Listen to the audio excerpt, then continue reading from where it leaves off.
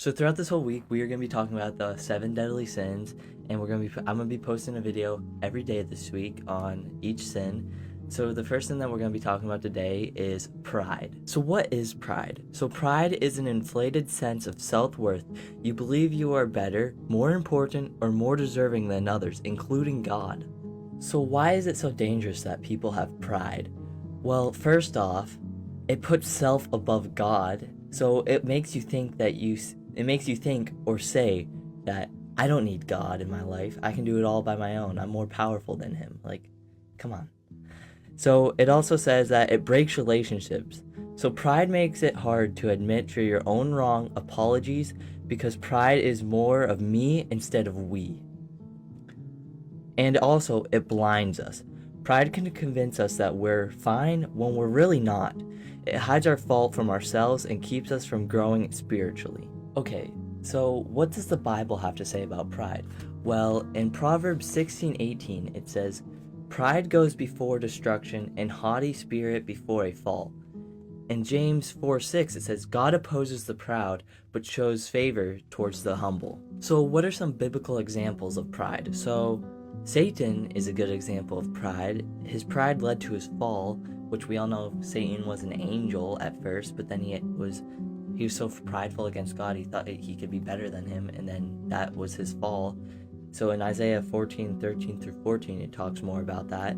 But the Pharaoh, so his pride hardened his heart, even after witnessing all God's power that he has sent through Moses. So pride can really make you think that you really don't need God, but that is until life can really prove you wrong and do bad things to you. So don't be so prideful in life. Just keep following God and be humble in your life. And yeah, that's the end of today's video. I hope you guys understood what pride really is.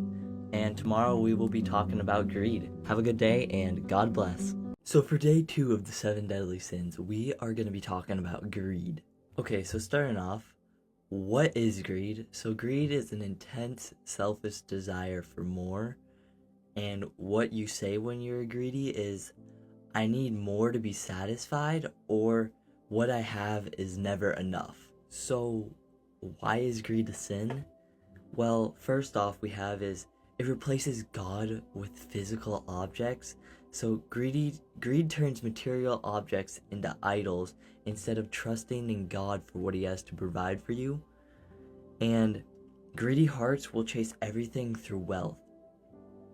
Next we have, it leads to injustice. So greed causes people to cheat, steal, lie, and exploit others just to get ahead. And then we have, it never satisfies. The more you have, the more you want. Greed is kind of like a black hole, which it will consume your heart and it will never say enough. So what does the Bible have to say about greed? Well, in 1 Timothy 6:10, it says, "The love of money is a root of all kinds of evil." And then in Matthew 6:24, it says, "You cannot serve both God and money." What are some biblical examples about greed in the Bible? Well, first we have is the rich fool. So in Luke 12:13-21, it talks about a wealthy man stores up treasures for himself, but dies before enjoying them.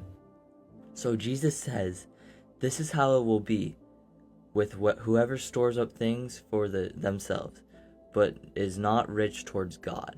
So next up we have is Judas. So in Matthew 26:14-26, it talks about how greed drove Judas into betraying Jesus for 30 silver coins. So 30 silver coins, and he betrayed Jesus. If you don't know Judas, he was one of the disciples of Jesus, and he betrayed him for 30 silver coins. That's crazy. So greed can give you everything except one thing, and that is peace. So if you want to find that peace, turn to God and trust into him for what he has to offer you, and you'll find your peace and be more happier than ever.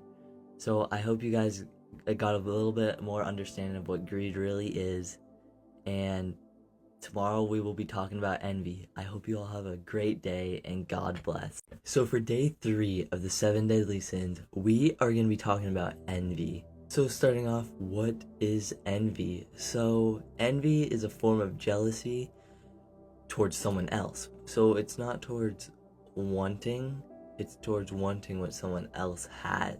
So what does envy really say? So what it says is, why them and not me? Or they don't deserve that, I do. So why would envy be so bad in the first place? Well, first off, it steals your joy. So you can't be grateful when you are constantly comparing yourself to others.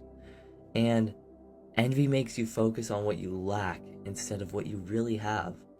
And then secondly, it poisons relationships. So envy can breed gossip and sabotage.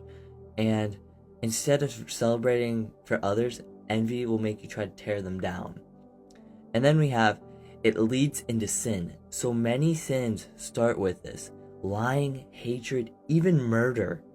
So it drives people to act brittle and with pride. What does the Bible have to say about envy? Well, first off, we have Proverbs 14:30, which says, "A heart at peace gives life to the body, but envy rots the bones."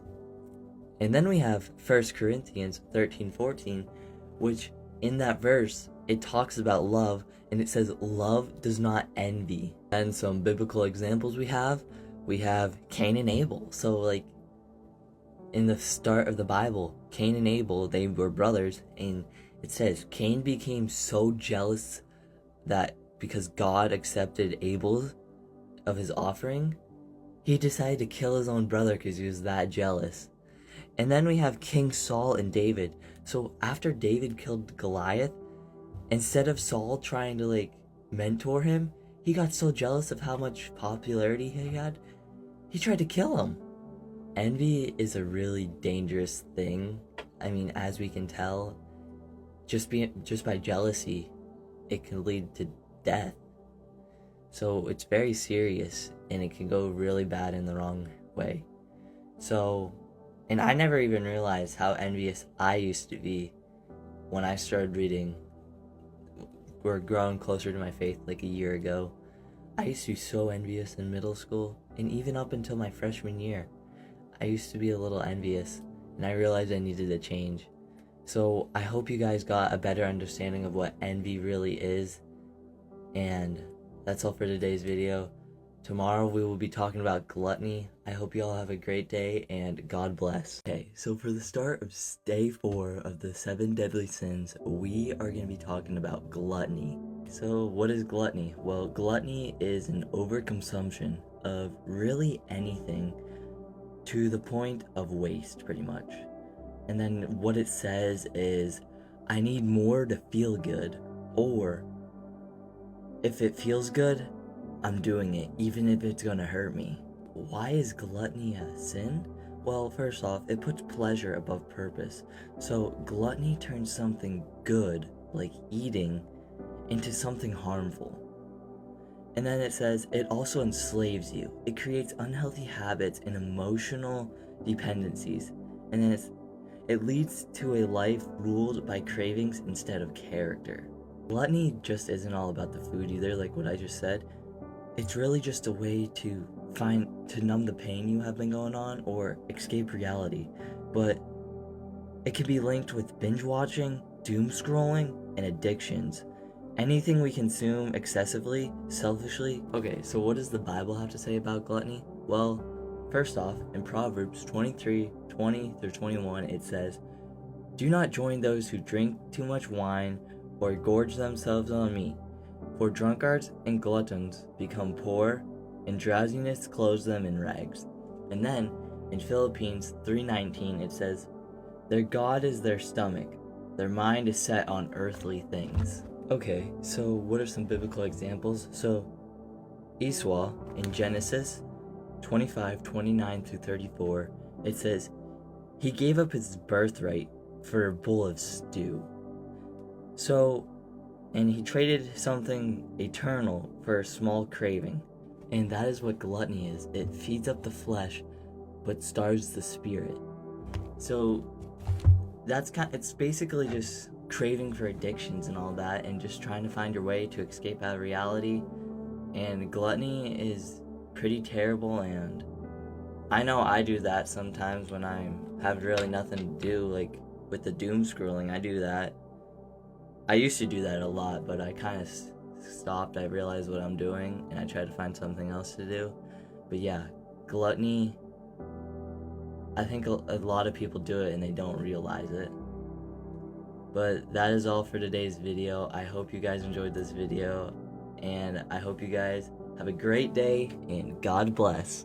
So for day 5 of the 7 deadly sins, today we are going to be talking about lust. What is lust? If you don't know what lust is already, lust is an intense, selfish desire, most often used for sexual desires, and it is also treats others as objects instead of souls.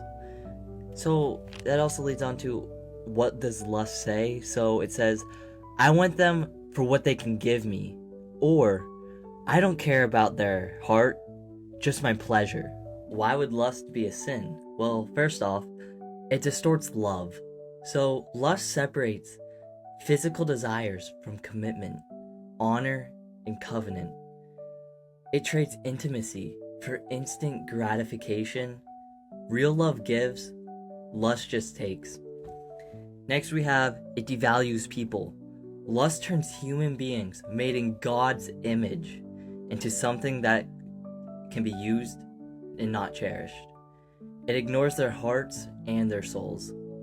Lastly, we have, it leads to addiction and guilt. Lust is never satisfied. Remember that. It is never, never, never satisfied. It becomes a cycle of craving, acting, shame, and silence. What does the Bible have to say about lust? Matthew 5:28. But I tell you that anyone who looks at a woman lustfully has already committed adultery with her in his heart. 1 Corinthians 6:18. Flee from sexual immorality. And then Colossians 3:20. Set your minds on things above, not on earthly things. What does the Bible Okay, so what are some biblical examples of lust? Well, first off, we have is David and Bathsheba. So in 2 Samuel 11, it talks about how King David lusted after Bathsheba, another man's wife. His desires led to adultery, deception, even murder. And then we have Samson. So in Judges 14-16, you can find Samson constantly gave into lust. His lack of self-control ultimately led to his betrayal and destruction. Well, after learning about all this, lust is a serious thing, and it's in the culture that we live in today.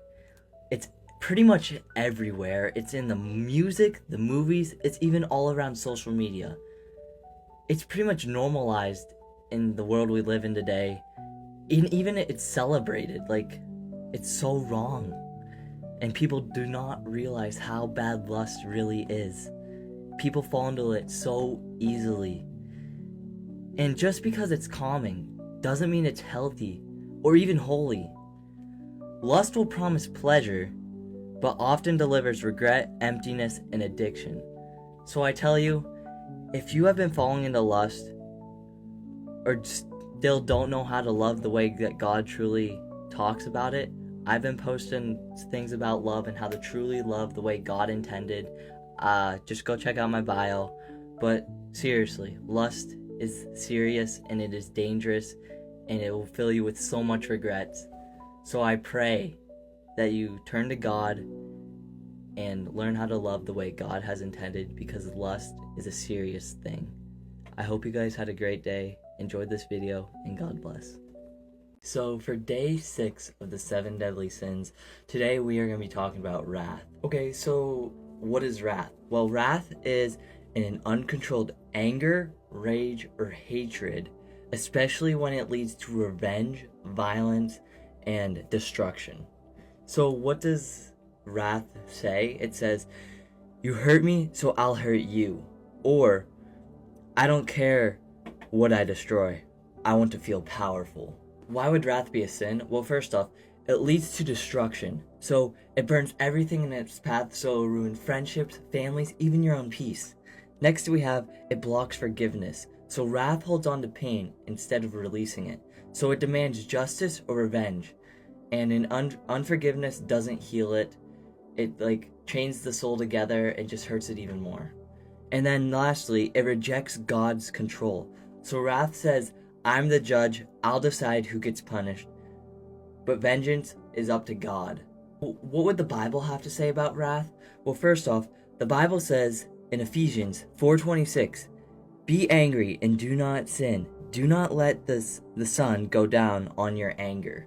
Next we have is Psalms 31:8, which says, refrain from anger and turn from wrath.